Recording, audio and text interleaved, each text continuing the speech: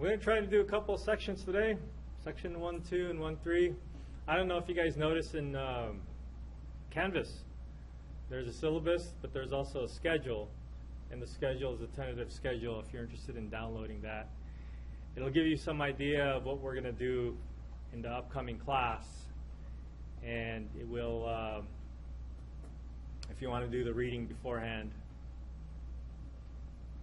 I think for the first chapter, it's pretty straightforward. When we start getting into like determinants and eigenvalues, eigenvectors, you may want to read ahead a little bit. So I'll try to get a more current schedule in case we start to fall off of our tentative schedule. Okay, this section 1-2 or 1.2 talks about row echelon forms. And we saw the basic elementary matrix multiplications last time.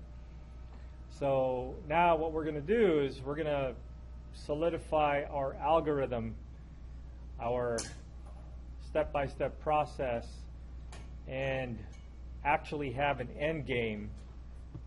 And we're going to use the row operations from last time to get to our end game, which is a row echelon form. Or sometimes they call it reduced row echelon form. And for those people that are familiar with MATLAB, RRF, reduced row, RREF. Oh, I forgot. I'll have to take a look at it. Okay. Again, we're introducing some new concepts, and so we need some basic definitions. And in definition of follows, a non-zero row or column in a matrix means a row or column that contains at least one leading or one non-zero entry. The leading entry of a row refers to the leftmost non-zero entry in a non-zero row. So if you can imagine, there's the pen.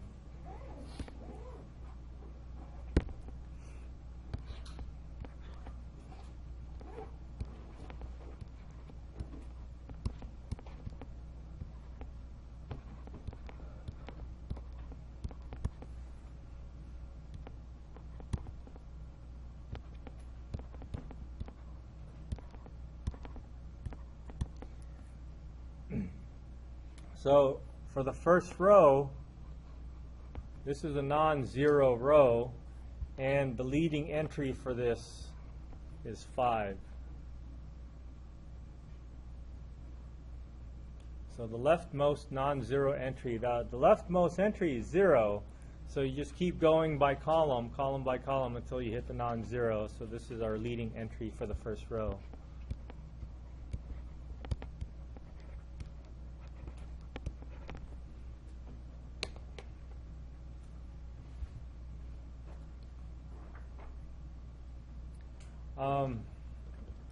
This is really more to give a name to this number. We'll see it a lot, and we might forget the name, so we'll just remind ourselves this is the leading entry. So that's our first definition. A rectangular matrix is in echelon form or row echelon form. It has the following 3 properties. All non-zero rows are above any rows of all zeros. Each leading entry of a row is in a column that is to the right of the leading entry of the row above it. I don't know. It starts getting confusing. All entries in a column below a leading entry are zeros. So let me see if I can draw a couple of examples for that.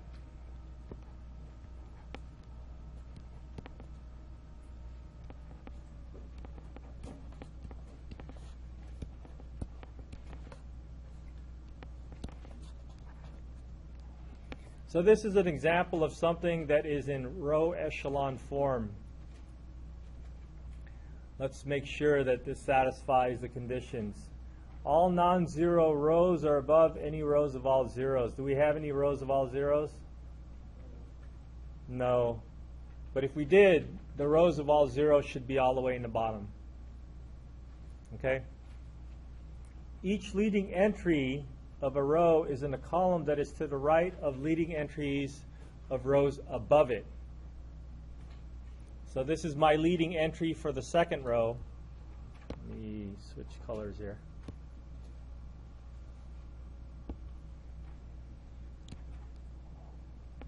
My second row has a leading entry of 2. Each leading entry of a row is in a column to the right of the leading entry of the row above it. So the leading entry of the row above it is 1, and this leading entry over here in the second row is to the right of that row. All entries in a column below a leading entry are zeros.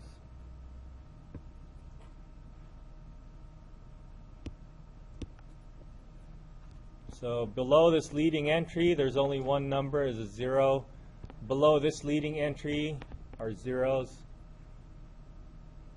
So any of the leading entries below that, any of the numbers below a leading entry of that column is going to be 0.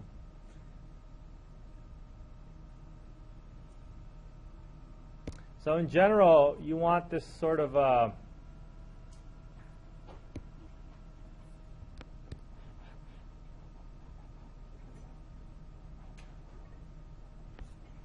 you want a format where the bottom left hand of your matrix looks like it's built of zeros.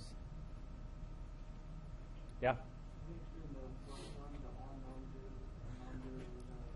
In the example, in the example that I gave, I don't have any non-zeros there. So let's come up with an example where there's non-zeros or zeros.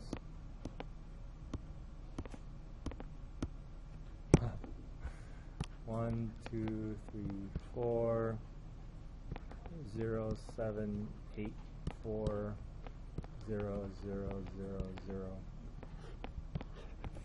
So if there were any 0 rows, it would just be in the bottom.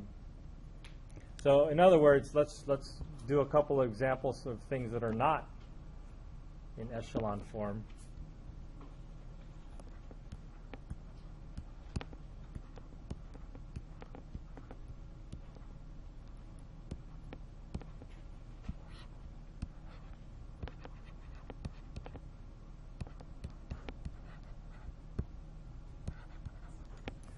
So this is an example of something that's not in echelon form because I have a row of zeros here that's not below any of other non-zero rows. Why did we get a row? You know the example where we have 2 lines? We have 2 equations, but they turn up to be the same line. If you do a row reduction on that, it'll knock off a whole row.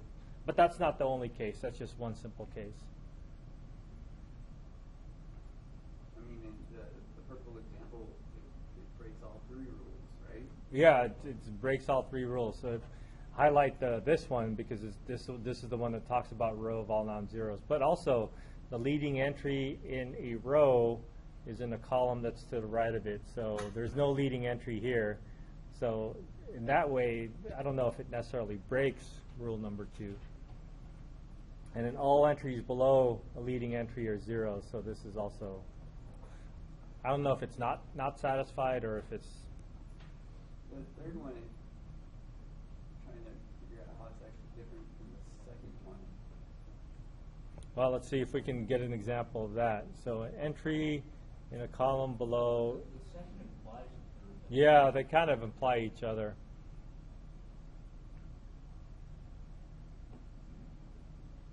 Yeah. So how I've seen it in other places is they label all the entries like A subscripts, and Yeah. then you say a sub I when that they match, then you have to have a 1 and then 0 below. And then zeros below it. Yeah.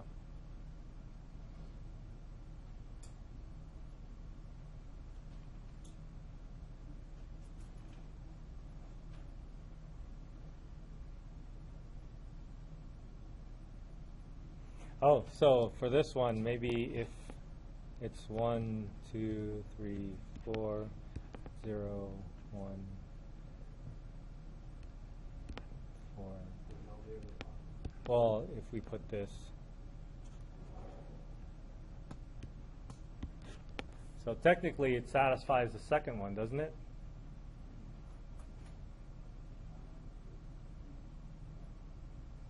Well, except for the row 3 and row 2. Leading entry. The entry in row 3 is second column, and that is not to the right of the entry of row 2. Yeah, so it's the same thing. Yeah, so maybe 1 and 2 are like not mutually exclusive. And then 3, all entries in the column below. So row 1 follows 3. But row 2 and 3, row 2 doesn't. Doesn't count. Yeah. So one So- of the rules, row 2 is the culprit, and then the other rule, Row 3 is the Right, So here's a couple of examples of things that are not row echelon. Basically, you can't do a little step.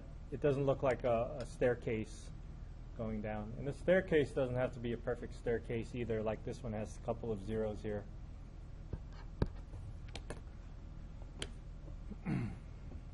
All right. So there's row echelon form, and then there's also a reduced row echelon form, which we'll talk about in a few minutes. But the idea here is to get it simplified, to establish some basic definitions. All right, any questions? Let's move on. If a matrix is in echelon form, satisfies the following additional conditions, then it is a reduced row echelon form. So the following conditions that are added to make it a reduced row echelon form is that the leading entry has to be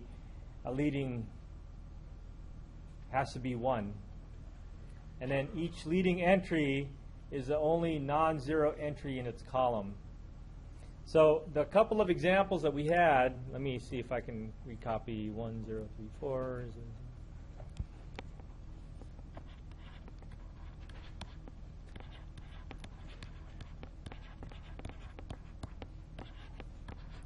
So this is in row echelon form, but it's not reduced row echelon form.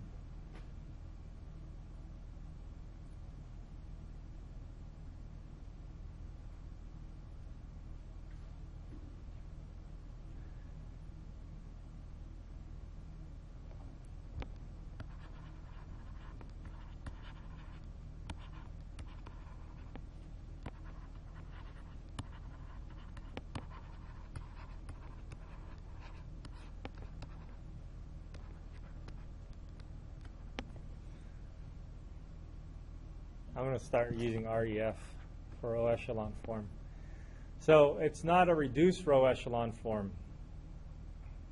because it has to satisfy two more conditions. And the first condition is that leading entry in each row is 1. So leading entry in the first one is satisfied, but the next two rows are not. So I'm going to want an equivalent matrix here. Let's see.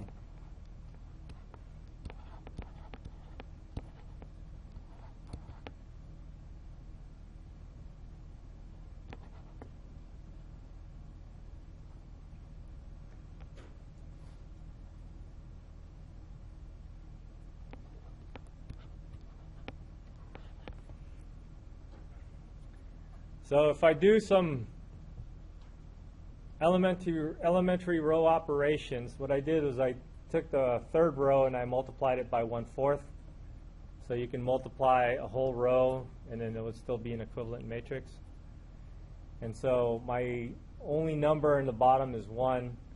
And now I multiplied the second row by 1/2 so that the leading coefficient is 1. So is this a reduced row echelon form now? It satisfies the fourth condition, right? But not the fifth condition. So what's the fifth condition? The fifth condition says that any numbers, each leading 1 is the only non-zero entry in its column. So this is a leading form over here, and then I need to make this 3 disappear. I need to make it into a 0. And then I also need to make this disappear. So I could do another reducing elementary row operation. Let's see, I'll multiply the second row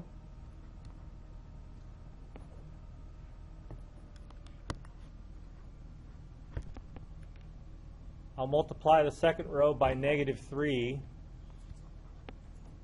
and then add it to the first row and then replace the first row with my result. So if I do that, I'm going to get 1, 0. If I multiply the second row by 3 and then add it to the first row, that's going to be 0. If I multiply this by 3, I get 3 15/2 and then add it to 4, or negative 15/2, add it to 4. I'm going to go with negative 3/2. Is that right? Negative what? 7/2.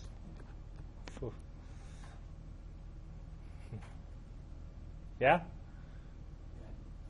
What, do you guys know what I'm doing? Some of you?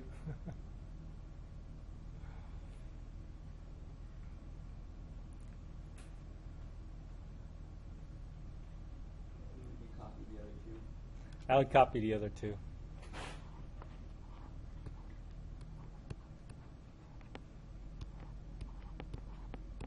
I probably could have done another operation here, but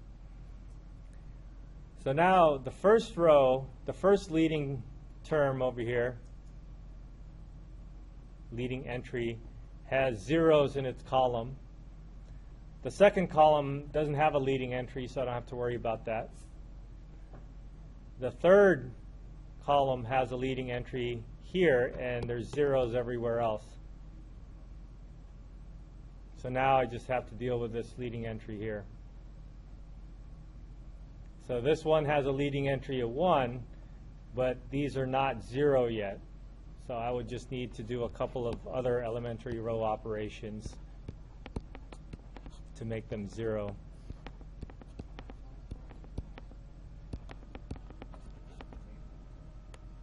Yeah, so I just multiply 1 by negative 5/2, add it to the first one. Notice that because the other terms to the left of the leading entry are 0, it's not going to change any of the other numbers above it, right? If I'm going to try to knock out this 5/2, I would multiply this 1, the last row, by negative 5/2. But since these are all zeros, it's not going to change any of that. So I just have to deal with that 5/2, and that'll disappear. So this is the end, I think, of the road. Now this is reduced row echelon. Yeah? Question? Yeah, so it's basically, it consists of 1s and 0s. Not necessarily. I made this so that it might consist of 1s and 0s, but Like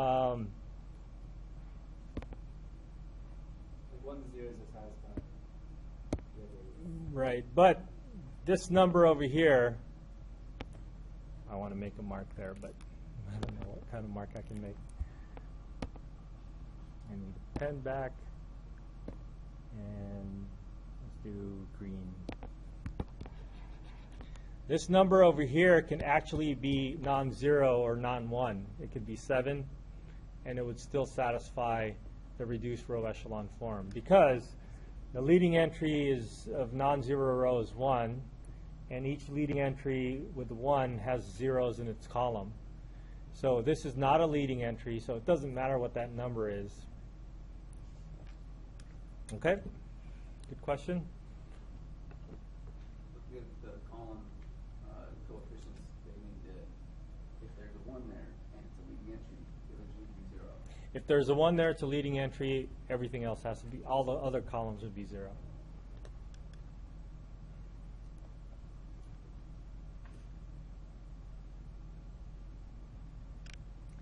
So an echelon matrix or a reduced row echelon matrix is one of that form.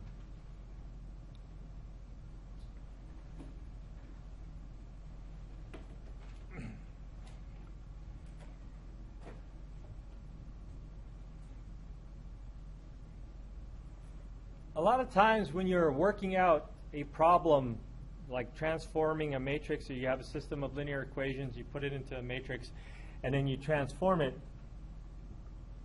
you see all the phases of your steps, and then you get to the end, you get something like this. And a lot of times you understand the math that you're doing, but then it's just hard to try to remember the names of these things. So that's what this is doing, is just asking you to remember what they're called, so that when we're talking about it, I can say, oh yeah, reduced row echelon form, and automatically you know what that is. Okay, as opposed to just a regular row echelon form. At any point, regular echelon form more useful than reduced? I don't know. Reduce is always more useful because it gives you the solutions to our system. But in some cases, reduce might be good enough, and so you don't have to do the. Or row echelon is good enough, so you don't have to do the reduced portion. Because the reduced portion adds a lot more steps to your work. All right, echelon form, row reducing. So any non-zero matrix may be row reduced, so that you have an equivalent matrix, which means you have an equivalent system, into more than one matrix in echelon form. Using the different sequences of row operations, however, the reduced row echelon form is unique. So what they're saying here is that if you do just a regular row echelon form, then you could have, there are many different answers to having a row echelon form. But if you want to reduce it all the way to the reduced row echelon form, then there can only be one. So if you have a system, if you have a matrix, and then you do the reduced row echelon form, and then you do it, and I do it, everybody else does it, the reduced row echelon form will look exactly the same. If I just say, here's a matrix, let's just do a row echelon form, we can have many different answers that are correct. That's because the row reduction allows you to switch rows, and sometimes when you switch rows, your answers, your reduction will look a little bit different. Okay?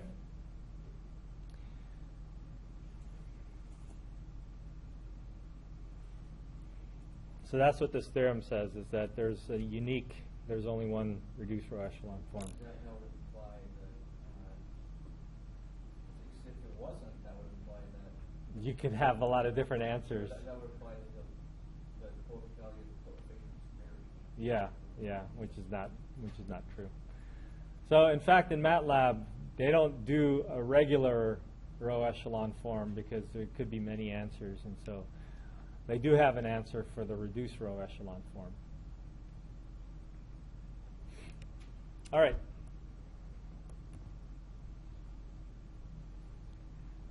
Pivot. So in the steps that we're taking to reduce a matrix, there are these ideas of pivoting, and there's pivot positions and stuff that will allow you to make other rows in that column 0. So let's try to get this definition down. If matrix A is a row equivalent to an echelon matrix, then we call U, U is the row echelon matrix. We call U an echelon form of A. And U is the reduced row echelon form. We call U the reduced row echelon form of A.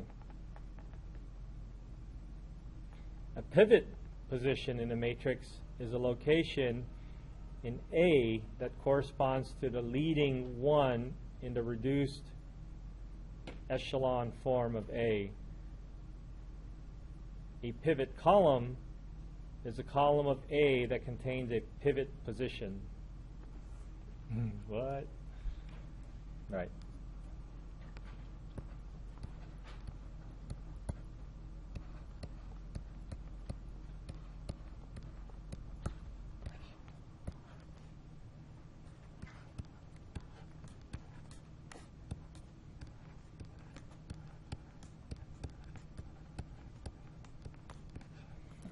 So I think when we reduce this matrix, or one of our first examples,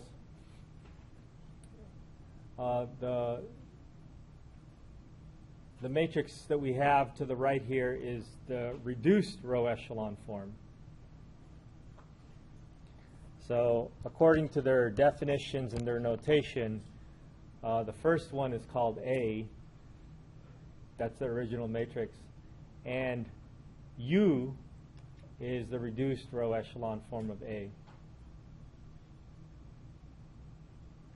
So a pivot position in matrix A is a location in A that corresponds to a leading reduced echelon form of A, a leading one. So in U, in the matrix U,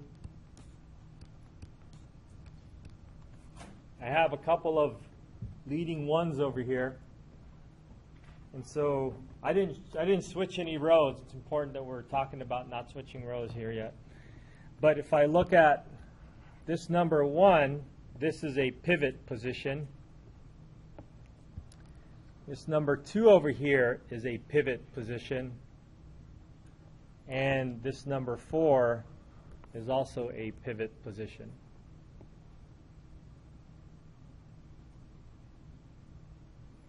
So those are the pivot positions, and whatever row they are in,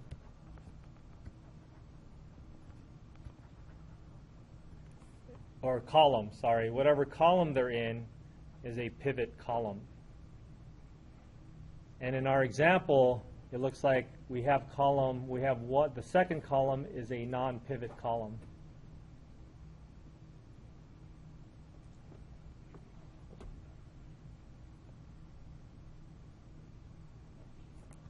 So let's make a point of that.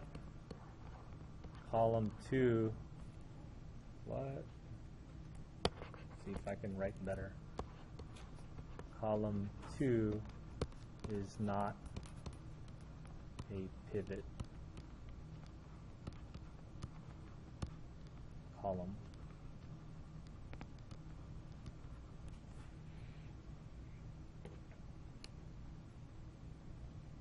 Okay, so when we're talking about pivot positions and pivot columns, we're looking at the original matrix A and identifying the pivot positions.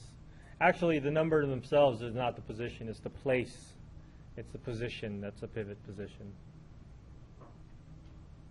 And by identifying the pivot positions where you have the leading ones in the reduced row echelon form, then you can identify the pivot columns. So finding out where the pivot columns are is kind of important so that we can, when we're solving for these things, it's important to figure out what column we're looking at. So if the row number and column number are the same, that's a pivot position. That corresponds. It doesn't. The row number and column number don't have to be the same, right? Because if there's a But it has to be that. there's a gap. You can say that the column number has to be bigger than or equal to the row number. if you want to think about it mathematically. Okay. All right. Oh, here's an example. Row reduce the matrix A below into the echelon form. Locate the pivot columns of A.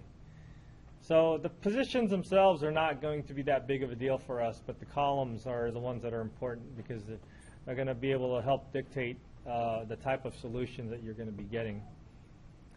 The top leftmost is a non-zero column and is the first pivot position. The non-zero entry or pivot must be placed in this position. So this 0 here is a problem for us. So what we're going to want to do is we're going to want to switch one of the rows with the first row. And if I was doing this, I didn't do the example, but if I was doing this, I would switch it with the last row because the last row is 1 already. The others are not 1, so I'd have to do an extra step where I'd have to multiply the second row by -1, for example, or multiply this one by -1/2 to make the leading coefficient 1. So if I was doing the switch, I would switch these two, but let's see what they do. So it looks like they interchanged. They did, in fact, interchange rows 1 and 4. So now, after interchanging row 1 and 4, I have the first entry in my first row is non-zero, and that would serve as my first pivot position. And the first column is always going to be a pivot column. I mean, if the only way it would not be, the only way that the first column is not going to be your pivot column is that if everything in the first column is 0, which probably wouldn't happen. So create the zeros below by the pivot 1 by adding multiples of the first row. So I would just add the first row and the second row. I would multiply the first row by 2, add it to the third row, and then the last row is already 0. So I would do those couple of steps to make zeros for the rest of the numbers in the column, in our first pivot column.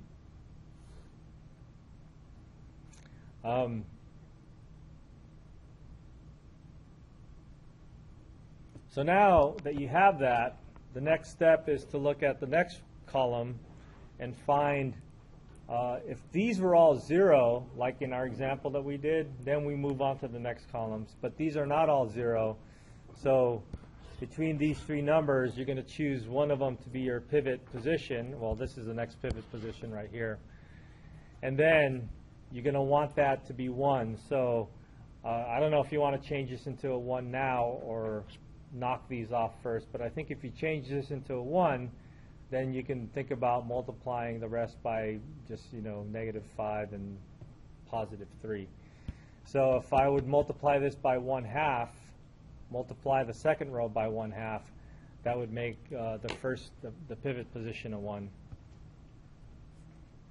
But they didn't do that. So they kept this as a 2, and then they made these zeros over here. Okay? So now, this is a pivot column. Pivot column. This is a pivot column. So because these two are zeros, this is probably not going to be a pivot column.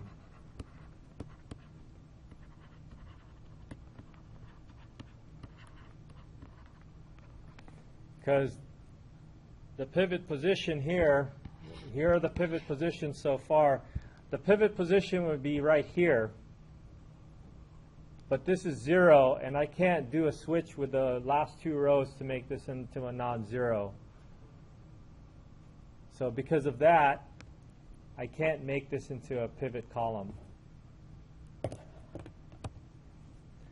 So what we're going to do instead is, so we've got pivot, pivot, and then skip this one. Now this is going to be the new pivot position. Notice that it was 0 in the previous step over here, so they need to interchange the last two rows so that you can put this in the pivot position right here.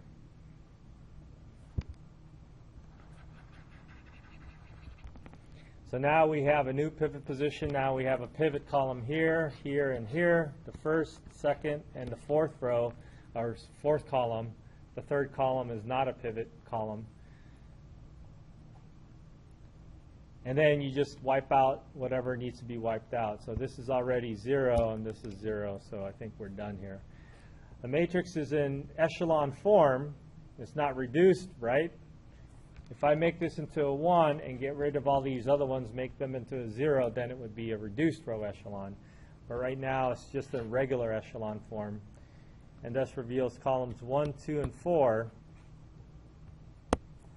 This is column 1, 2, and 4 as the pivot columns. Okay? By the way, the PowerPoint presentation is available online, and after the lecture, with all the annotated notation here, I'll also make a PDF of these PowerPoint presentations for you to copy. So if you want to try this out, to not take any notes, just focus on what's happening on the screen. You can always rest assured that you're going to be able to get the notes from Canvas. So if you look at the original matrix A, this is the original matrix, right? I'm going to go back. This is our reduced, or this is not our reduced. This is row echelon, and this is your original matrix. So if you look at your back to your original matrix A, you can identify your pivot positions. More importantly, you can identify it's the same columns that were the pivot columns in your final answer. You go back to your original matrix and you can re-identify the matrix by the columns, and these are going to be your pivot columns. How would we identify it? By looking at this, or just No, by getting the reduced, by getting the row echelon form. And in row echelon form, columns 1, 2, and 4, column 1, column 2, column 4, are your pivot columns. And so when you go back to your original matrix, you identify your pivot columns, column 1, column 2, and column 4. And then those pivot positions, even though we switch those rows around, those are the pivot positions no matter what order the rows Right, are in? even though you switch them around. So like I said, the positions themselves are not, these numbers are not the big deal here. The big deal is that the columns, these are the columns that we have. And the columns, if you remember, if we got this from a system of linear equations, the columns kind of represent all the coefficients for the first variable, the second variable, and the fourth variable, right?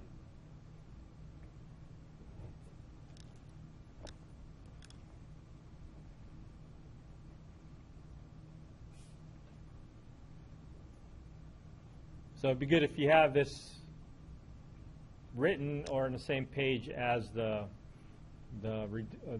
row echelon. I keep saying reduced. The row echelon matrix.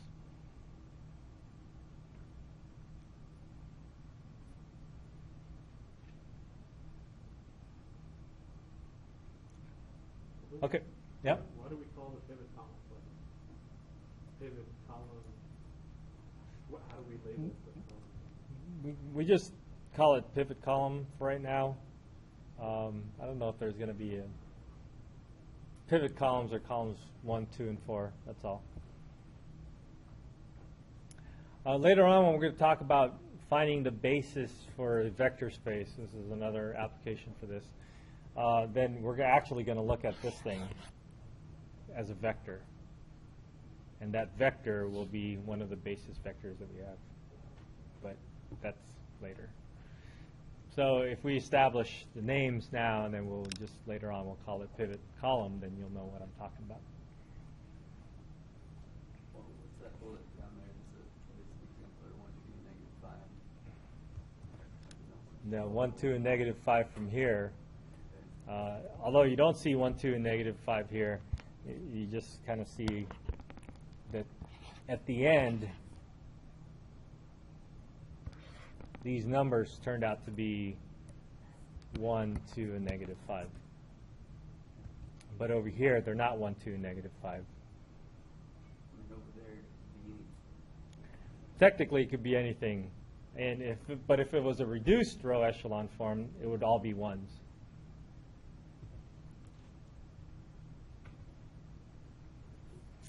Pivots, pivot columns, pivot stuff. All right. Row reduction algorithm. Apply the elementary row operations to transform the matrix into row echelon form, then into reduced row echelon form.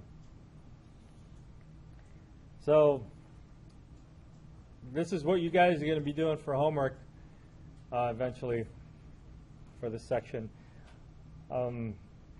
So solution, step 1, begin with the leftmost non-zero column. This is a pivot column, pivot position is up on top. So we got the same issue over here. This is a non-zero column. However, the first element here, the first entry is 0. So we're going to want to do a switch. It doesn't really, they're both 3, so it doesn't matter which one you switch. And we're going to do a switch between the first one and one of the other rows. So let's see what they did. They identify the pivot column, interchange the rows to move this entry into the pivot position. The pivot position is at 0. So which one did they choose? Interchange the third row. So they switched the first row and the third row.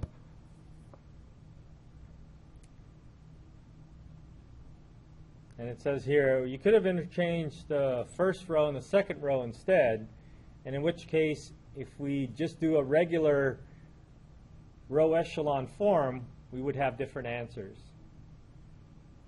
But if we're going to reduce row echelon form, we would all have the same answer, regardless of what row you switched in the beginning.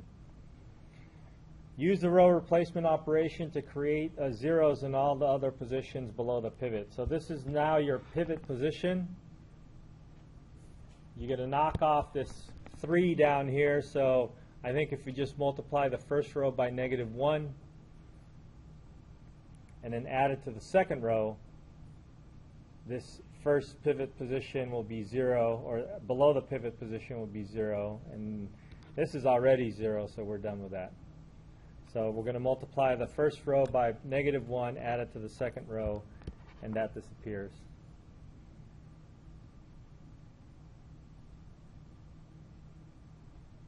So at this point, you can make that 3 into a -1 by dividing out a 1/3, or you can keep it like this. It looks like they're all multiples of 3 up on top, so you might be okay to do that. Sometimes we want to wait until we're kind of in a reduced echelon form already before we start making these into 1s, because that's usually when you start, well, that's one place to start getting fractions. Yeah, second row is divisible by 2, so maybe that's good enough to get rid of. So cover or ignore the row containing the pivot position, and cover all the rows if necessary above it. Apply steps 1 through 3 in the submatrix that remains. So this is a little submatrix that remains, and so we're going to want to deal with that the same way. So you identify your pivot position, and then you're going to want to get rid of this 3. So they didn't divide out by 2. I probably, since these are all even, I probably would have divided by 2. So instead, they multiply this by -3/2, and then add it to the bottom. So when they do that, we're going to get 0 down here. So this is our first pivot position, or second. Now when you get zeros, it turns out that our next pivot position isn't until going to be the 5th column. So at this point, we are in reduced not reduced. I keep saying reduced. We are in regular row echelon form. We are in row echelon form. You can draw your stairs going like this. We're in row echelon form, so now we can identify the pivot columns. Right? The first column, the second column, and the fifth column are pivot columns.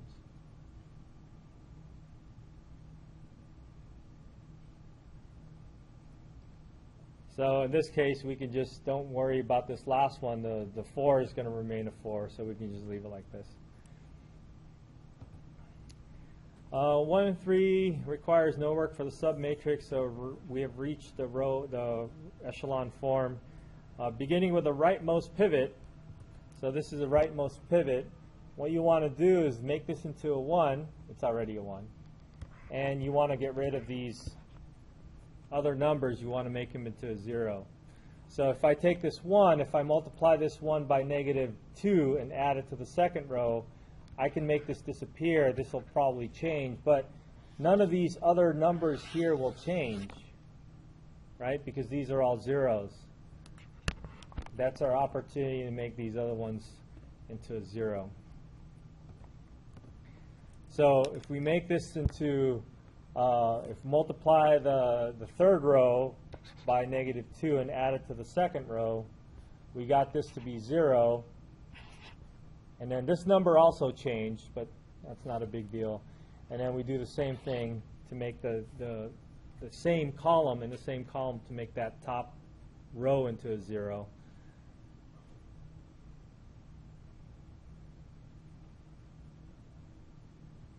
So we're done with that particular pivot.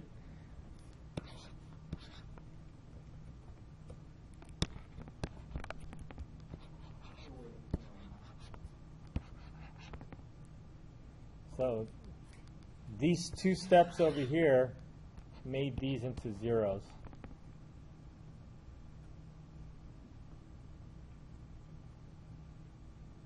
Okay? So now the next step is to focus on this pivot position. And right now, or back then it was a 2, we can change that into a 1 by multiplying it by 1/2. So that means everything else changed. Everything else in that row changed. And now I want to get rid of this guy. This is already a 0 down in the bottom. Now I just want to get rid of that -9, make that into a 0. So if I multiply the second row by +9 and add it to the first row, you got this number over here will be a 0. And all these other numbers to the right will change, but the number to the left will remain. So after you scale this by 1/2, you're going to multiply the second row by +9, add it to the first row, and then now you get a 0.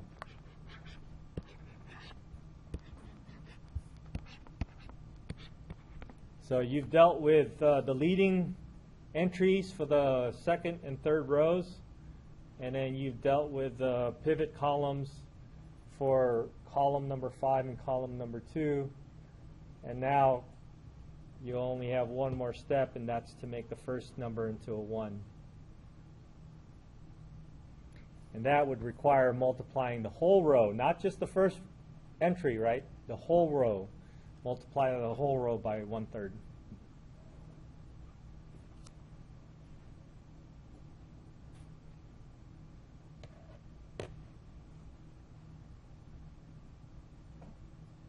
Okay? So if you multiply that, you're going to get 1s in your pivot positions. And then you're going to get 1 0 0 0 1 0 0 0 1 on those pivot columns.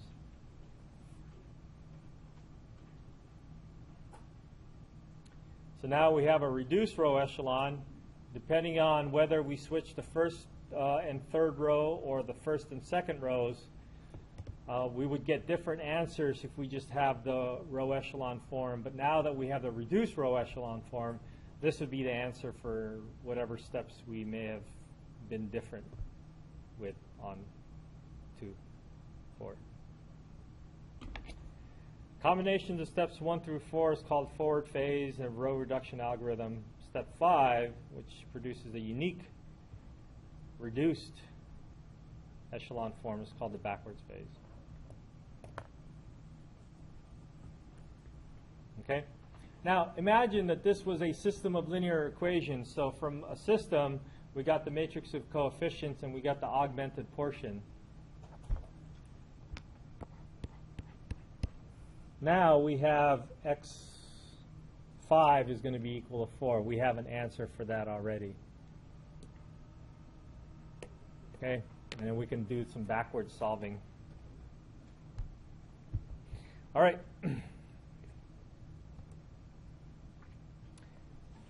Reduced row echelon algorithm leads to an explicit description of the solution of a linear system when your algorithm is applied to the augmented matrix of the system. Suppose, for example, that the augmented matrix of a linear system is changed to this equivalent row echelon form. So I always, whenever they say augmented, I always like to put this dotted line to say that this is the other side. What we could do is we can transform this or rewrite this back into a system.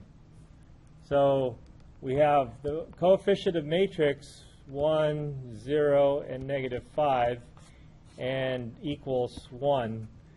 And these matrix, the coefficients of matrices of the matrix turn out to be the coefficients of the variables. 3 variables in 2 equations, will one of them be free?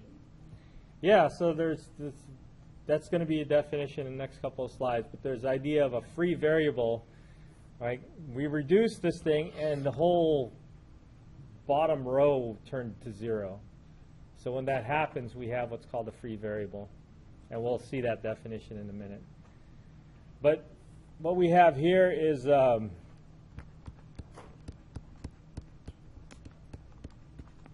matrix that we can rewrite back into a system form, and those coefficients and the augmented portion would make up your system. We don't need to write 0 is equal to 0, but that's what that last row says. Okay, we're used to coming from a system to write into a matrix, but we should also be able to write from a matrix back to the system. All right. Now we're going to say that that matrix turns into this. Variables 1 and 2, let's go back. We have a pivot column in columns 1 and 2, and column 3 is not a pivot.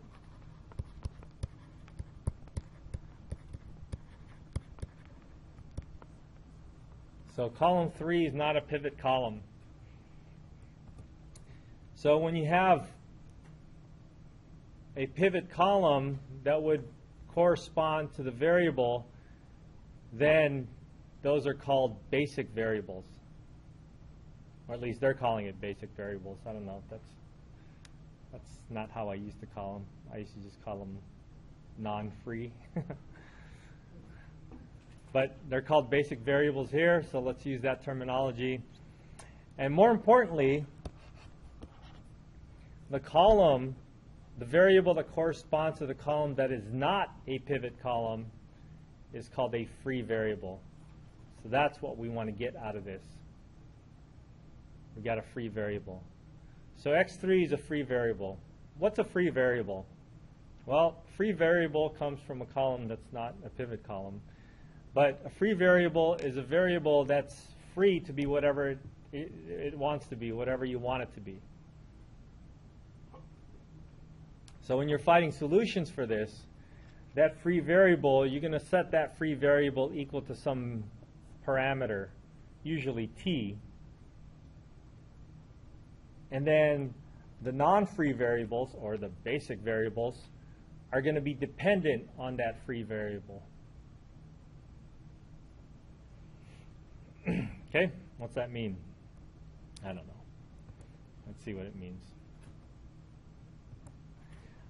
Whenever a system is consistent, as in number 4, this is a consistent system. Consistent, what's consistent mean? Has at least one solution. Could have more, right? But it has to have at least one solution. An inconsistent system means there's no solutions. Okay, so we need to deal with a consistent solution. This can be described explicitly by solving the reduced system of the equation for the basic variables in terms of the free variables. So that means your answer is going to be the free variable equals to some whatever number you want, and then the other basic variables will equal to something with the free variable in it. That's what it means to say that it's in terms of the free variable. As operation is possible because the reduced echelon form places each basic variable into one and only one equation. And in 4, solve the first equation x1, x2, ignore the third equation, offers no restrictions to the variables. So it also means that if it's a square matrix without the augmented part, then the bottom row is probably going to be zeros. So let's take a look at how to actually write this. The x3 is a free variable. And so a lot of times I like to write my answer as the free variable equal to some parameter. And then I would solve for x2 and x1, the basic variables, in terms of the free variables. So if you look at the equation again, x2 is equal to x4 minus x3, and x1 is equal to, let me say that again. x2 is equal to 4 minus x3, and x1 is equal to 1 plus 5x3, right? So these are the solutions. Now, instead of leaving it as x3, which you can, which the book apparently likes to do, I usually like to just change that into a different letter, a different parameter, just so I know it's actually defined as a different parameter.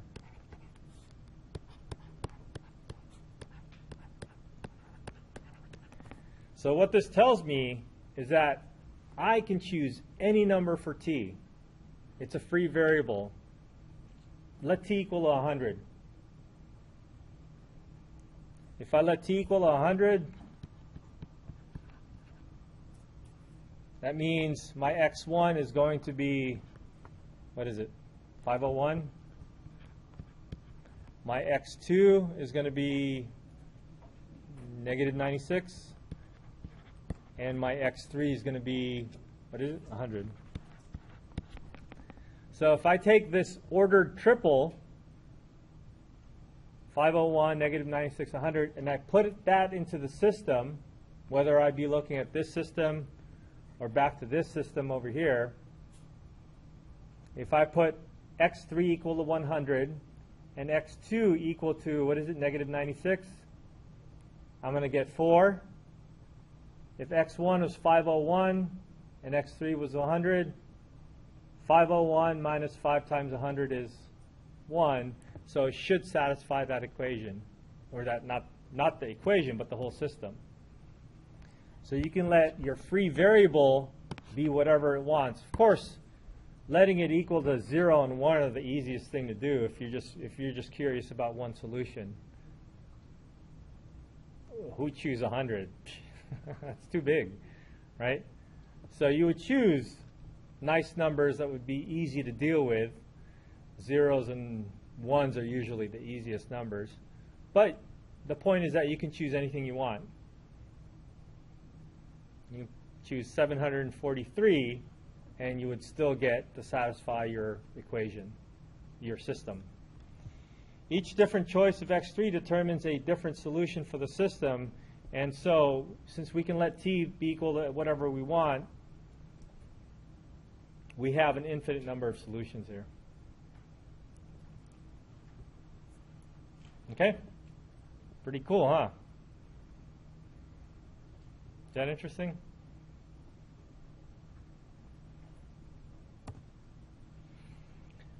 Descriptions in 5 and 7 are parametric descriptions.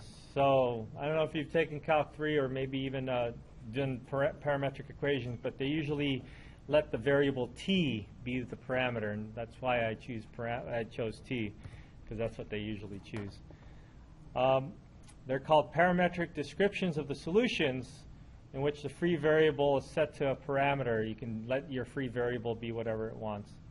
Solving a system amounts to finding a parametric description of a solution, or determining that the solution set is empty, or there's one unique solution.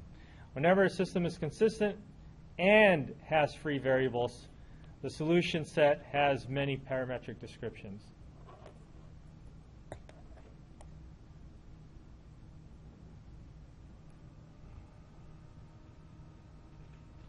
Okay? There's more? For instance, in a system, we may add, this is just to tell you that there could be different ways to express your solutions. All right, let's skip over this. So the existence and uniqueness theorem, a linear system is consistent if and only if its rightmost column of the augmented matrix is not a pivot column.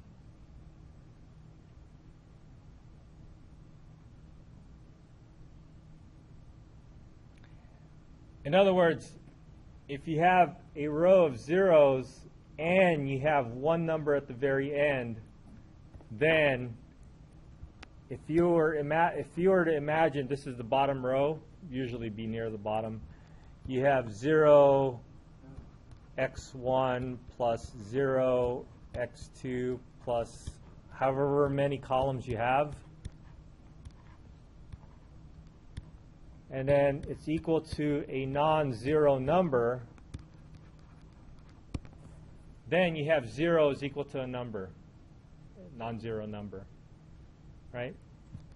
0 equals to a non-zero number, which is a contradiction. So this, when you have zeros and then you have another number that's not 0 in your matrix, in your augmented matrix, then this is the time when you don't have a solution. So rightmost column has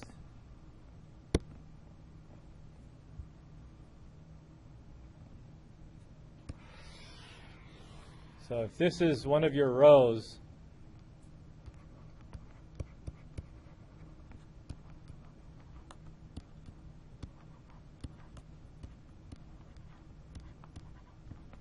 if this is one of your rows, usually it's going to be the bottom row, the last row.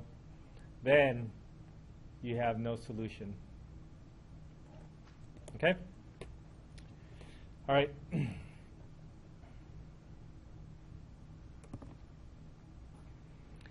If a linear system is consistent, then the solution set contains either one unique solution,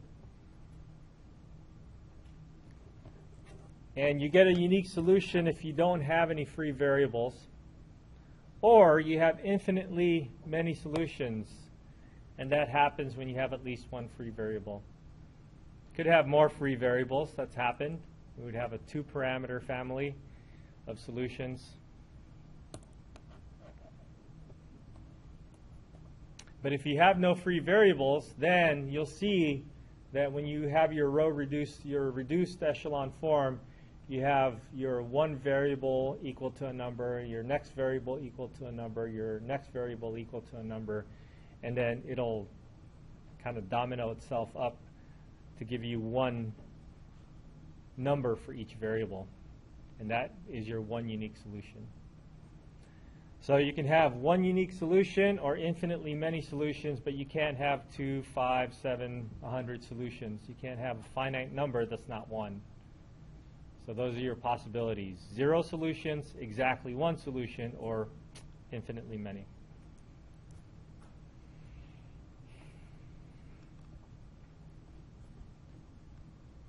I wanted to do another example by hand, but it looks like we're running out of time.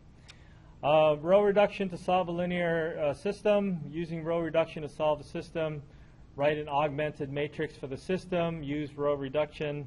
So I'm going to skip over this. You guys can copy this from the notes that we have.